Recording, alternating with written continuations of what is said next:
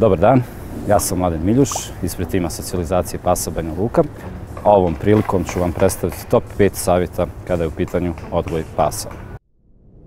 Kao prvi savjet počeo bih dakle od štenaca. Postoji često jedna ta predrasuda da se sa psima počinje nešto raditi kada psi napune 4 mjeseca, 6 mjeseci, 10 godinu dana.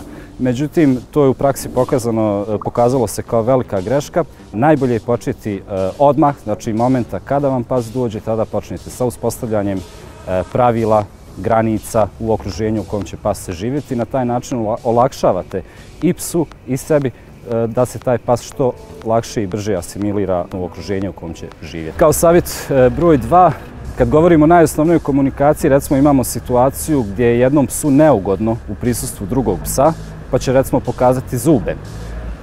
Problem nastaje što vlasnici misle da je to pokazatelj neke agresije. Greška koju ljudi pravi jeste što brane psu da pokazuje zube, misleći da je to pokazatelj agresije.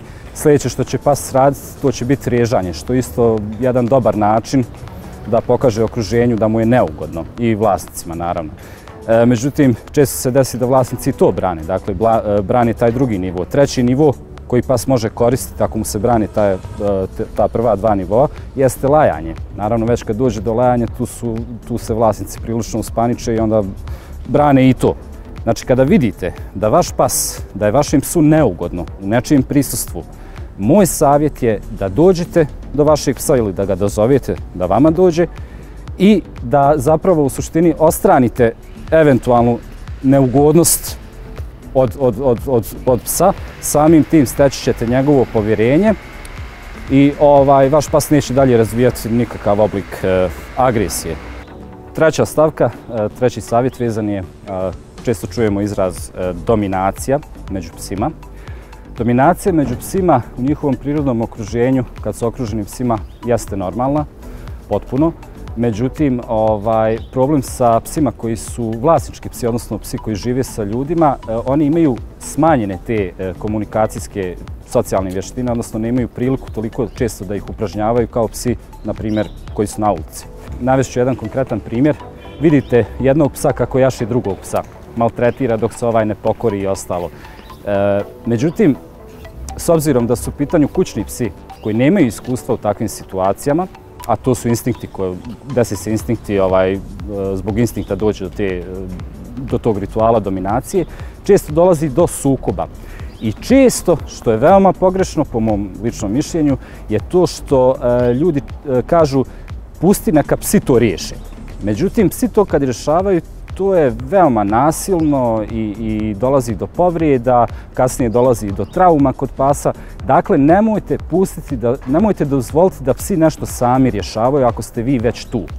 Četvrti, ovo će već biti savjet za sve vlasnike, dakle pasa, i za buduće i za ove stare. U pitanju je rutina. Psi vole kada znaju šta ih čeka, kada znaju gdje će ići, kojom će se rutom kretati kada ih izvodite u šetnju, kada znaju s kim će se sresti u toj šetnji, kada imaju stalne drugare.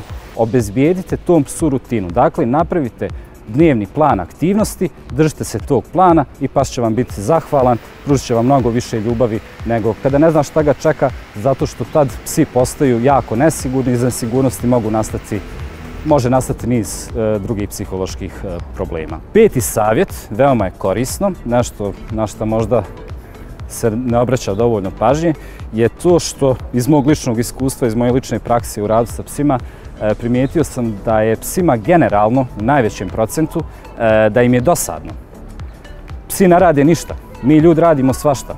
Čim je psu dosadno, pas će biti frustriran. Čim je frustriran, neće proći dugo vremena, nakon čega će početi praviti neke probleme, postaće destruktivan i tako dalje. Pas voli sljedeće, voli da dobije zadatak, voli da to nešto uradi i da za to dobije nagradu. Dakle, princip je vrlo jednostavan, a imat ćete veoma srećnog psa. Srećan pas, srećan vlasnik, vrlo je prosto. I eto, za kraj, čisto mala preporuka, kada birate psa na osnovu vašeg stila življenja.